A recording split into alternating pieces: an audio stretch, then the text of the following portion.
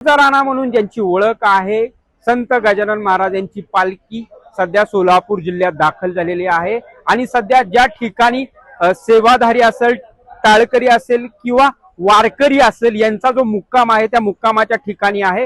पहिला गेलं तर संत गजानन महाराज यांची पालखी शिस्त आणि नियोजन बद्ध म्हणून ओळखली जाते, कारण या ठिकाणी पाहू शकतो की जे वारकरी आहेत किंवा टाळकरी आहेत त्यांना अशा प्रकारे बेड टाइप हे जे कोटेशन केलेलं एक पार्सल आहे ते दिलं जातं। यामध्ये पाहायला गेलं तर 1 ते 350 पर्यंत हे नंबर दिले जातात आणि नियोजनबद्ध ज्यांचा जो नंबर असेल तो शेगाव पासून पंढरपूर पर्यंत 32 दिवसाचा जो प्रवास आहे तो जे मुक्कामी ज्या ठिकाणी थांबतात त्यांना हे दिलं जातं। यामध्ये पाहायला गेलं तर त्यांचे दिवसभरात जे जे वापर करणारे आहेत त्यांच्या वापरातले जे साहित्य आहेत ते या बेडमध्ये ठेवलं जातं। आणि या बेडचा जर आपण पाहायला गेलं तर अशा प्रकारे एक पिवळ्या रंगाचं आणि दुसरा आहे ते कुठेतरी काळ्या रंगाचे जे बेड आहे त्यामध्ये ठेवलं जातं। त्यामुळे संत गजानन महाराज यांची पालखी सोहळा जो आहे तो गेल्या 26 दिवसापासून शेगाव ते सोलापुरातील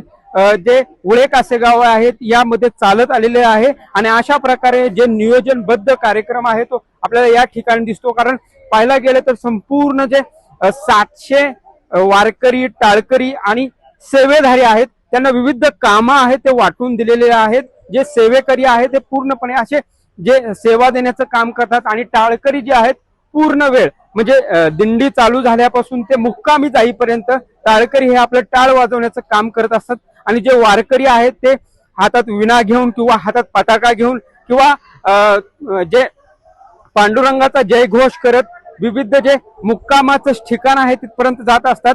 आणि त्यामध्ये सुमारे 26 दिवसापासून जो संत गजानन महाराज यांच्या पालखी आणि दिंडी सोहळ्यात जे काही नियोजन आखून दिलेलं आहे ते आपण पाहू शकतो की सध्या आपण उळे कासेगाव या ठिकाणी आहोत आणि या ठिकाणी जिल्हा प्रशासन असेल किंवा उळे ग्रामपंचायत असेल यांच्याकडून नियोजनबद्ध असं वॉटरप्रूफ असा हा मंडप टाकण्यात आलेला आहे। त्यामुळे आणि जिल्हा आरोग्य विभाग असेल किंवा जिल्हा प्रशासन असेल यांच्याकडून अशा प्रकारे जी वारकऱ्यांसाठी सुविधा आहे ते देण्यात आलेलं आहे। त्यामुळे सध्या तरी या ठिकाणी पाहू शकतो की कशा पद्धती नियोजनबद्ध आणि शिस्त अशी जी गजानन महाराज दिंडीची ओळख आहे ती आपल्याला या ठिकाणी दिसते। त्यामुळे प्रत्येक गोष्टीची योग्य आणि नियोजन काळजी घेतलेली संत गजानन महाराज दिंडीत आपल्याला या ठिकाणी दिसत आहे।